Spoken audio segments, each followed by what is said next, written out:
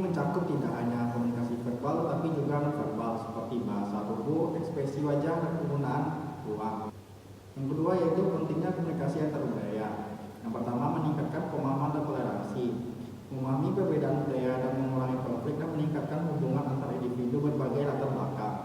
Yang kedua yaitu memperluas jaringan. Komunikasi antar budaya memungkinkan individu untuk membangun jaringan yang lebih luas di dunia global. Yang ketiga yaitu internasional.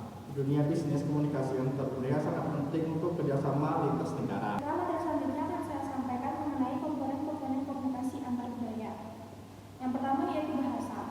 Pemahaman tentang bahasa yang digunakan oleh budaya lain termasuk idiom, dialek, dan konotasi.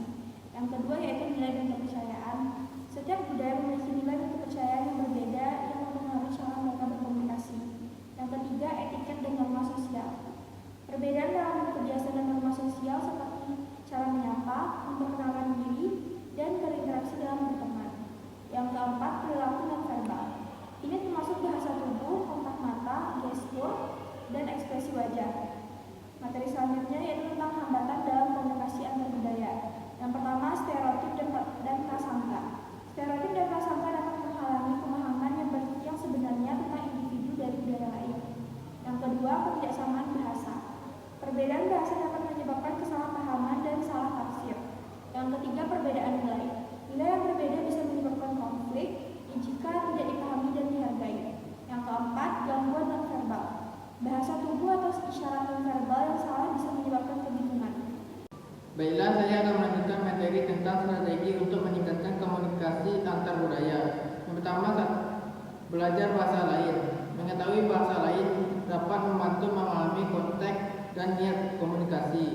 Yang kedua, menghargai perbedaan, yaitu menghormati dan menghargai perbedaan budaya dan tidak memaksa nilai budaya sendiri kepada orang lain.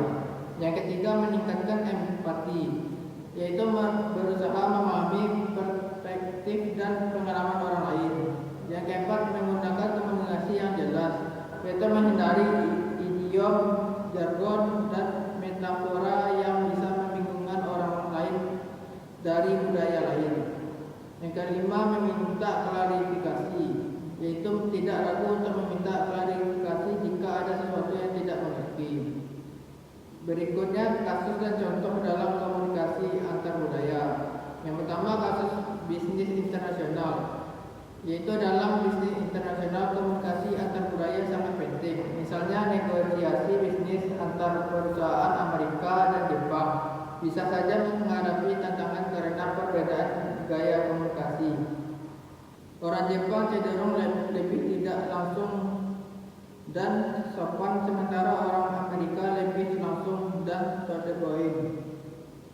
Yang kedua, kerja tim multikultural, yaitu dalam tim yang terdiri dari anggota dari berbagai budaya. Perbedaan dalam gaya kerja, etika, dan ekspektasi bisa menyebabkan konflik jika tidak dikelola dengan